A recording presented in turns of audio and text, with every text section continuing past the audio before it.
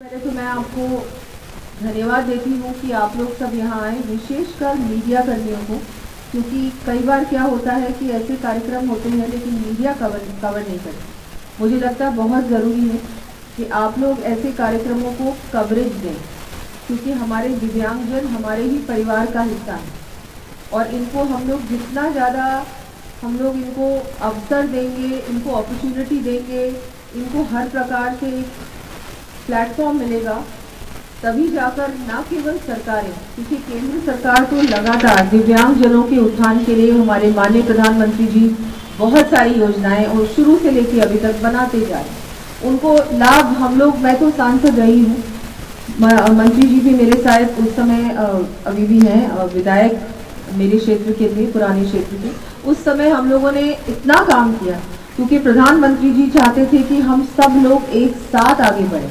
सबका साथ सबका विकास का मतलब ही है।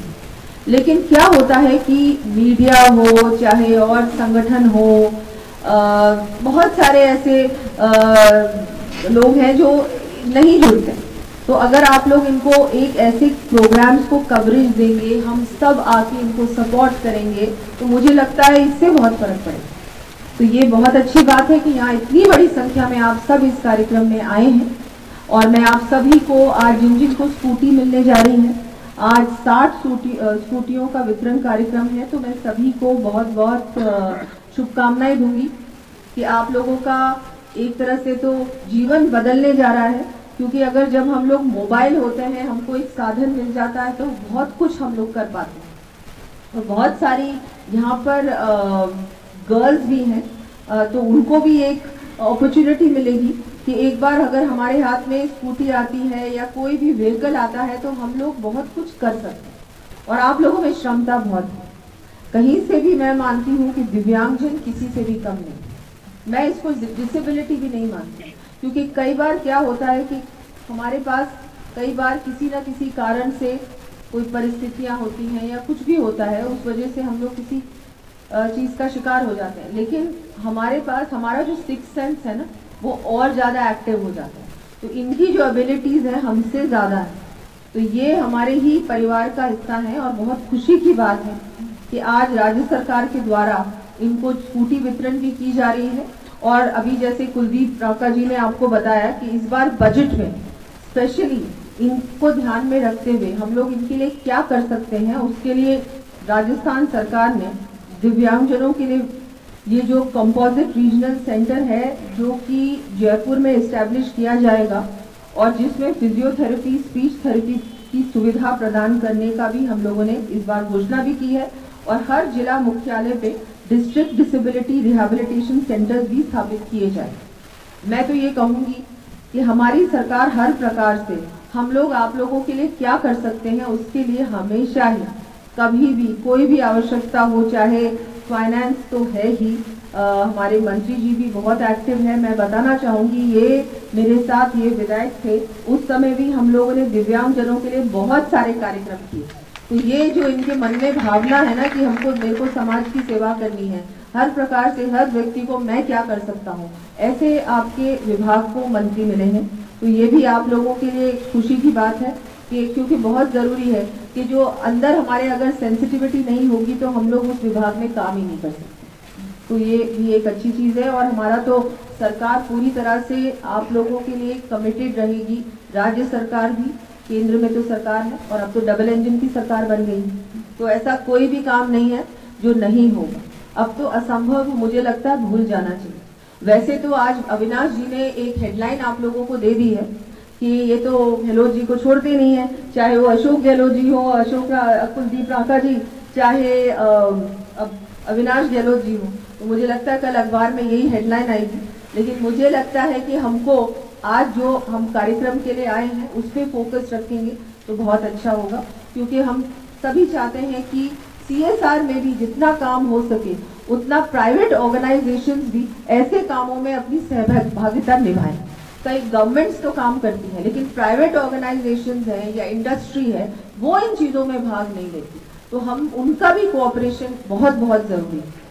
तो अगर कुछ भी हो मेरे लायक तो आप बिल्कुल मुझे बताएं। हम लोग आगे भी, अभी तो एक इंटरिम बजट आया था, वोट ऑन अकाउंट था, लेकिन जुलाई में हमारा फिर से बजट आएगा, उस समय मॉडिफाइड बजट में भी बिल्कुल दिव्यांगजनों के लिए हम लोग और क्या कर सकते हैं, स्टेट में और क्या हम लोग ऐसी चीज़ें कर सकते हैं जिससे कि इनके जीवन को और ज़्यादा आसानी से ये जी सकें। हमारे ये जो अभी हर प्रकार से कुछ भी अगर हो, मुझे लगता है कि केंद्र सरकार ने तो रैम्प्स जो हर जगह पे अब कंपल्सरी कर दिया है कि रैम्प्स बनाने ज़रूरी है, हर पब्लिक प्लेसेस पे रैम्प्स होने चाहिए। अभी हर जो भी ब्रेल में भी सब जगह राइटिंग होना शुरू हो गई है कि जहाँ भी पब्लिक प्लेसेस हैं ब्रेल में वहाँ पर लिखा जाए। तो ये पूरी तरह से जिस तरह से मोदी जी चाहते हैं कि मैं सबको एक साथ लेकर ही भारत को एक विकसित भारत बना सकता हूँ, और निश्चित रूप से भारत विकसित बनने वाला है। 2047 की हम बात करते हैं, लेकिन मैं तो ये कहूँगी उससे बहुत पहले ही हमारे प्रधानमंत्री जी इस तरह से अगर काम करते रहे ना, तो उससे भी पहले हम लोग एक विकसित राष्ट्र बन जाएंगे, एक डेवलप्ड नेशन बन जाएंगे। और हम सभी के लिए गर्व की बात है कि आज हम इस युग में जी रहे हैं जिसका नेतृत्व, हमारे देश का नेतृत्व ऐसा व्यक्ति कर रहा है। तो आप लोगों को भी सबको मैं तो कहूँगी कि बहुत जल्दी अभी चुनाव भी आने वाले हैं, और मुझे उसमें कोई डाउट नहीं लग रहा है, एक ही नेता है, एक ही नेतृत्व है हमारे देश में, जो है नरेंद्र मोदी जी। और उनके साथ हमने देखा इस देश में जिस तरह से प्रोग्रेस हुई है, वो इससे पहले कभी भी नहीं हुई किसी भी क्षेत्र में। आप देख लीजिए 2014 से पहले आधे, तो अब 2014 से लेके अभी तक जितने नेशनल हाईवेज बने थे अभी 3 गुना बन गए, 3 गुना एयरपोर्ट्स बन गए, 3 गुना मेडिकल कॉलेजेस बन गए। हर क्षेत्र में काम किया है, जनता वही चाहती है। एक इंफ्रास्ट्रक्चर पे इतना ध्यान दिया गया है, इससे पहले कोई सरकार नहीं दी। हमारी सरकार ने महिलाओं के लिए, सुरक्षा के लिए भी, क्योंकि बहुत सारी यहाँ पर गर्ल्स हैं, तो मैं उनको कहना चाहूँगी अब आपको डरने की कोई ज़रूरत नहीं है। हम लोग जितने भी पब्लिक प्लेसेस हैं और हॉस्टल्स हैं, जहाँ भी लगेगा कि यहाँ पर हमको सिक्योरिटी की ज़रूरत है, वहाँ पर सीसीटीवी कैमरा लगाए जाएंगे, और वो सीसीटीवी कैमरा चलेंगे। कांग्रेस सरकार की तरह नहीं, वो सीसीटीवी कैमराज ऑपरेशनली नहीं। तो ये छोटी छोटी चीज़ें हैं, लेकिन इन छोटी छोटी चीज़ों को अगर प्रॉपर्ली इनको इम्प्लीमेंट किया जाए और ऑपरेशनल किया जाए तो ये सब चीज़ें बहुत दूर तक जाती हैं। और मैं तो मानती हूँ कि बहुत ज़रूरी है। अभी हम लोगों ने कराटे को भी उसमें स्पोर्ट्स कोटा में शामिल कर लिया है, तो आप लोगों को कहना चाहूँगी कि आप लोग भी सेल्फ डिफेंस की ट्रेनिंग ज़रूर लें, क्योंकि हम लोग किसी और पे डिपेंडेंट क्यों होते हैं। हम लोगों को अपने आप ही जितना भी हम लोग कर सकें वो हमारे खुद के डिफेंस के लिए करना चाहिए, और अब तो उसको स्पोर्ट्स कोटा में भी राजस्थान सरकार ने शामिल किया है। बाकी मैं आप सभी को कहूँगी कि आप सभी का धन्यवाद कि आपने मुझे भी यहाँ बुलाया आप लोगों के बीच। कुछ भी हो मेरे लायक, मेरे डिपार्टमेंट के लायक, तो आप बिल्कुल मंत्री जी मुझे बताएं, हम सब मिलकर काम करेंगे। एक बार फिर से आप सभी का बहुत बहुत धन्यवाद, बहुत बहुत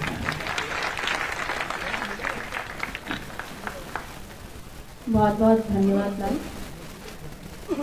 आज के इस आयोजन में हमारे सम्मानित अतिथि जो पधारे हैं, आपको भारतीय परंपरा के अनुसरण में स्मृति चिन्ह भेंट करने के लिए मैं अनुरोध करूंगी। स्मृति चिन्ह भेंट करने के बाद में यहाँ से धन्यवाद ज्ञापन होगा। उसके बाद में हम राष्ट्रगान करेंगे। राष्ट्रगान के बाद में स्कूटी वितरण का कार्यक्रम वहीं से होगा। उसके बाद में आप लोगों के लिए फूड पैकेट्स अवेलेबल हैं, तो आप सभी भोजन पाएंगे, और उसके बाद में यहाँ से विसर्जन होगा।